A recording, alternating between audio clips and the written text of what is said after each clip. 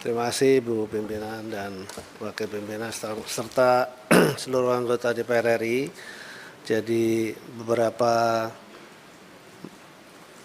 pertanyaan dari Pak Sony PDIP tadi ya alhamdulillah itu sebetulnya sama dengan kita. Jadi kalau secara umum saja barangkali bisa saya sampaikan begini. Izin Bu Ketua, tolong Pak Menteri agak dekat sedikit. Kayak kurang energi gitu loh, mau ngomongnya. Belum sarapan Pak. Siap. Jadi apa namanya? Saya bisa simpulkan bahwa kenapa kemudian bahwa pagar ini kemudian tidak segera dilakukan pembongkaran, dan kemudian ketika pembongkaran saya membuat pernyataan bahwa itu adalah bagian dari barang bukti. Ya saya berpikir bahwa harus ada edukasi yang baik, yang benar juga gitu. Sesuai dengan kewenangan dari Kementerian Kelautan Perikanan kan ada batasan-batasan ruang kewenangan, jadi tidak menyeluruh juga gitu ya. Contoh misalnya kita kalau dianggap lalai misalnya kenapa itu sejak Agustus baru kemudian setelah rame-rame baru kita turun. Tapi paling tidak pada saat mulai rame itu KKP langsung hadir dan melakukan pengecekan secara administratif apakah ada pengajuan KKPRL ataukah mungkin sedang proses ataukah mungkin sudah dikeluarkan dan seterusnya. Setelah diketahui tidak ada maka pada hari itu dilakukan penyegelan. Itu tahapan pertama begitu. Karena memang kita juga sudah melakukan ratusan kali penyegelan itu tidak hanya di sini. Di seluruh Indonesia kita lakukan. Yang kalau tidak salah ada 196 kasus yang kita lakukan. Cuma tidak terberitakan seperti ini karena mungkin tidak terlalu menarik. Ada misalnya di Batam itu reklamasi yang menghancurkan hutan mangrove. Itu juga kita tindak, kita segel, dan padahal sudah ada KKPRL-nya tapi tidak sesuai begitu. Nah kita tidak bisa kemana-mana. Misalnya contoh begini, tiba-tiba lalu kemudian tiba-tiba dibongkar misalnya begitu. Jujur saja membongkar kan memang ada budgetnya juga. Lalu yang kedua nanti kalau kita dipertanyakan sama Bapak Ibu di sini itu budgetnya dari mana atau nanti jadi ketemuan BPK terus siapa yang tanggung jawab. Kan pusing juga kita. Lalu kemudian kalau belum ada keputusan, karena nanti keputusannya itu kalau begitu ditemukan siapa yang memasang dan kemudian ketahuan selain denda juga dia harus membongkar. Begitu yang bersangkutan harus membongkar, bukan kita yang membongkar gitu lah. Itu salah satu. Cuman gimana ya, netizen kan seperti tadi yang Bapak sampaikan di ujung sana mengatakan loh kok dibongkar dilarang kok nggak boleh. Padahal kan harus juga kita edukasi secara hukum. Kan negara ini kan bukan yang asal-asalan, ada hukumnya juga begitu loh. Jadi siapa yang melakukan itu tanpa bertanggung jawab, kemudian kita harus meminta bertanggung jawab. Kalau sudah tidak ada buktinya kan sulit. Bisa bukti itu bisa melalui foto, bisa melalui video, ya bisa juga gitu. Tapi sekali lagi itu ada anggaran juga untuk melakukan itu semua. Oke, tapi kemudian kami menganggap bahwa kemarin secara bersama-sama, jadi kami berkoordinasi dengan Angkatan Laut, lalu kemudian kami menyatakan bahwa jangan hanya sendiri tetapi semua. Ada dari kepolisian juga, ada dari Bakamla, kemudian ada dari KPLP, ada dari kami, ada dari Menteri ATR, karena kebetulan Menteri ATR juga di situ ada juga kasus sudah diterbitkan HGB saya nggak tahu di wilayah sebelah mana, itu nanti saya jelaskan soal itu. Dan alhamdulillah juga dihadiri oleh Ibu Pimpinan Komisi 4 dan Wakil Pimpinan Komisi 4. Jadi artinya nanti kalau ada pertanyaan kenapa gitu ya ini memang harus tuntutan masyarakat harus dibongkar. Nah itu artinya begitu. Kenapa kalau misalnya dipertanyakan ini anggarannya dari mana? Di sana pun ditanya kami oleh wartawan juga ditanya kami. Anggarannya dari mana Pak? Kami katakan patungan. Nah, kami mengirim pasukan dari KKP ada 460-an. kemudian dari masyarakat nelayan juga 1.000 lebih ya, 1.100 kalau nggak salah, terus 750 dari TNI Angkatan Laut. Dan hari ini masih berlangsung terus dan berjalan membersihkan itu. Dan itu bentuk pertanggungjawaban yang bisa kami lakukan di tengah juga situasi kadang-kadang memang netizen atau masyarakat itu nggak mau tahu. Yang penting pokoknya harus bersih begitu saja. Ya itulah. Tapi ya sudah, memang itu yang harus menjadi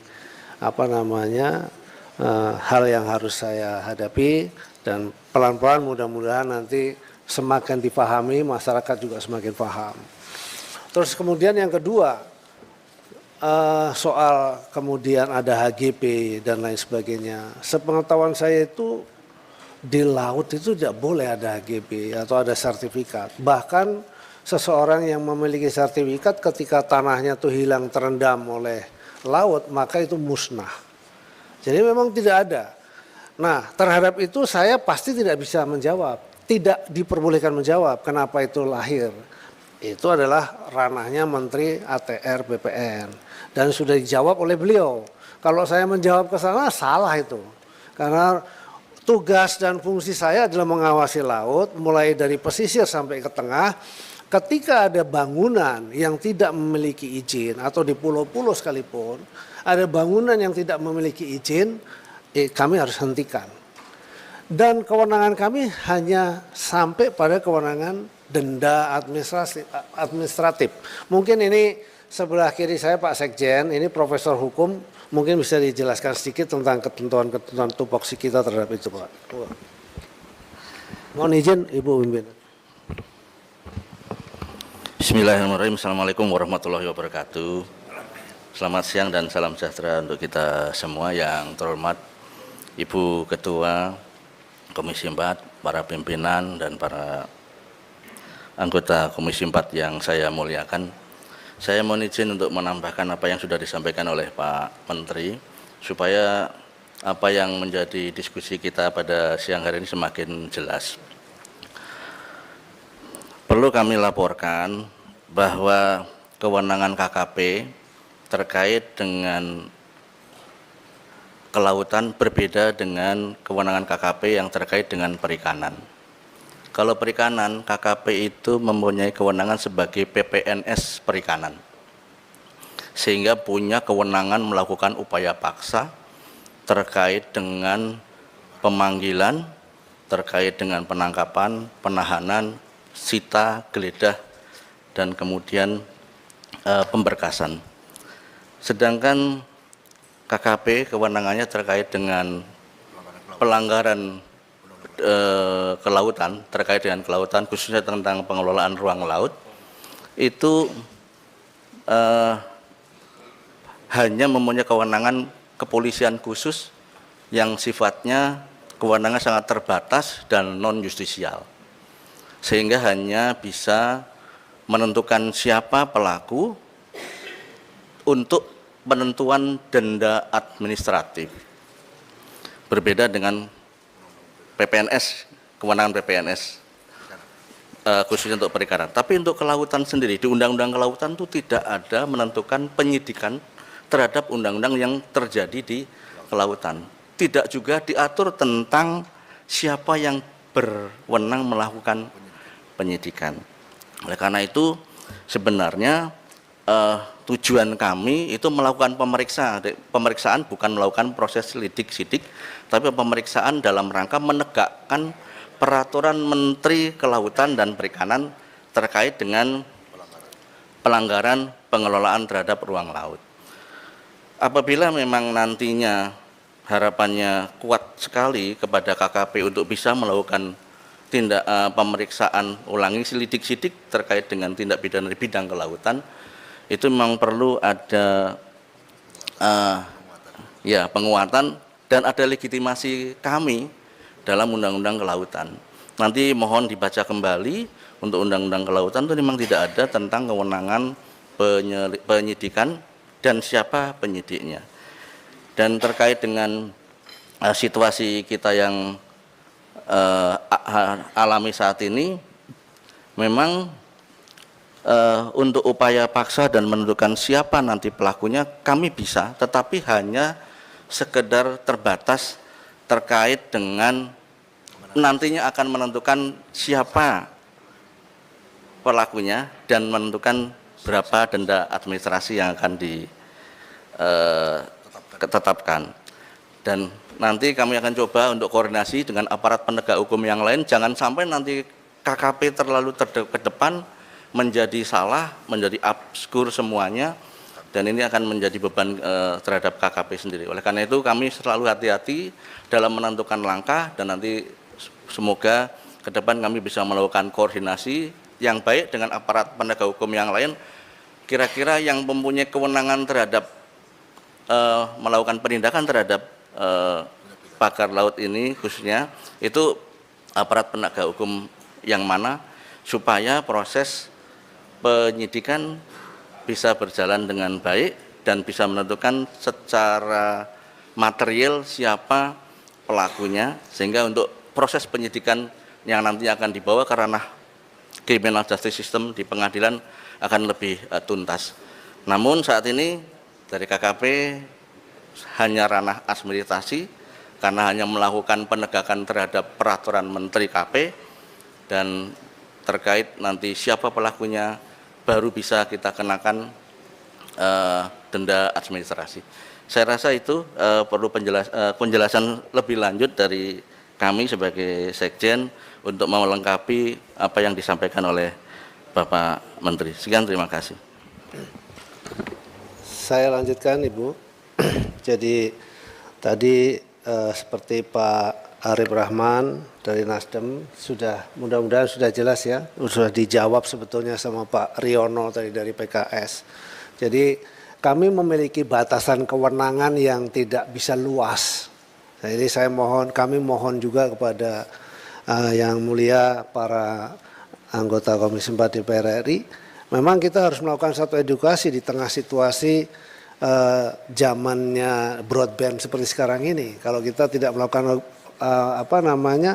edukasi, akibatnya seolah-olah kita yang salah. Contoh misalnya kemarin itu ketika tersiar soal ada HGB atau sertifikat HGB, yang disalahkan tuh Menteri KKP, seolah-olah Menteri KKP yang mengkapleng-kapleng, padahal tidak seperti itu gitu ya. Bahkan kami pun baru tahu setelah diumumkan oleh Menteri ATR. Tapi yang pasti yang kami ketahui berdasarkan undang-undang memang tidak boleh ada penerbitan sertifikat di laut kecuali untuk suku tertentu. Salah satu contoh adalah suku Bajo, dan itu pun sebelum diterbitkan oleh ATR BPN harus diterbitkan dulu KKPRL. Jadi seperti itu.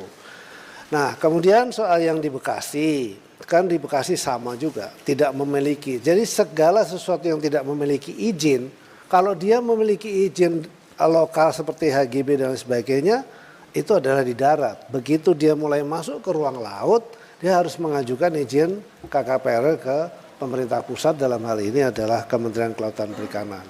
Apabila itu tidak ada, pasti kemudian akan kita lakukan tindakan penyegelan dan kemudian kita usut sesuai dengan koridor tadi, denda administratif dan lain sebagainya. Kita tidak bisa masuk ke ruang yang lebih jauh. Ini semoga sudah bisa menjawab. Interupsi Ibu Pimpinan Arif Rahman, Nasdem.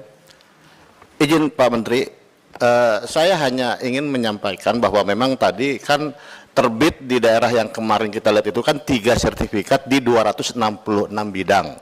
Itu memang bukan Bapak yang mengeluarkan, betul.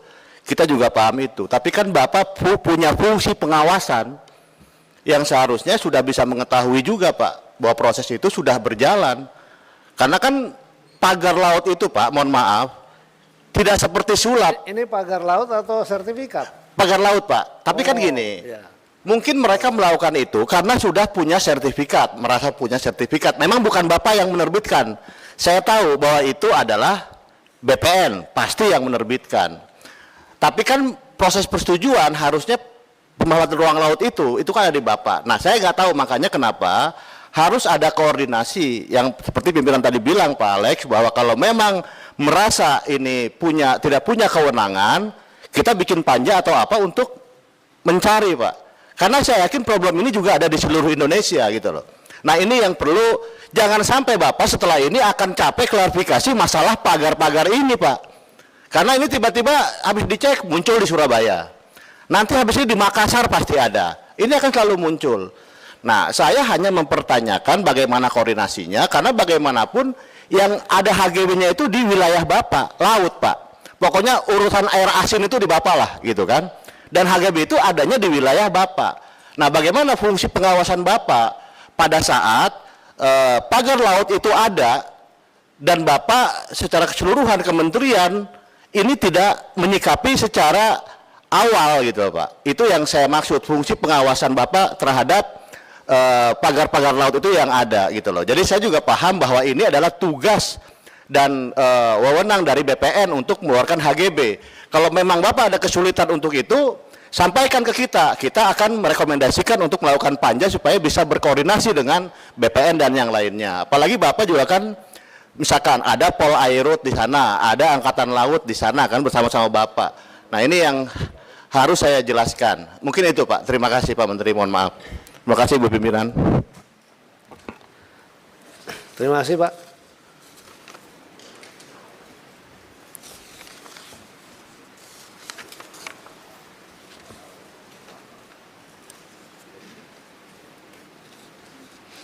Nah, berikutnya adalah soal kemudian beberapa pertanyaan tadi hampir sama soal bagaimana dengan siapa sebetulnya memasang. Jadi sampai dengan hari ini masih dalam proses penyidikan. Ya memang tuntutan dari para masyarakat pengennya hari ini diusut, disegel, besok juga udah langsung ketahuan. Tapi tidak mudah juga karena kami mendapat beberapa petunjuk tentu, tapi tentu kan juga harus dipanggil dan kemudian ditanya apakah yang bersangkutan betul melakukan itu dan seterusnya, karena memang terus terang kami tidak memiliki satu alat pengawasan yang tadi disampaikan itu ya. Kami sudah mengajukan sebenarnya untuk kemudian kita bisa memiliki digital surveillance begitu, tapi sampai hari ini kita belum punya. Dan kemudian kalau soal koordinasi Pak, kita sudah sering melakukan koordinasi dan masing-masing sudah paham bahwa kalau menerbitkan atau mengizinkan ini, mengizinkan itu nggak boleh.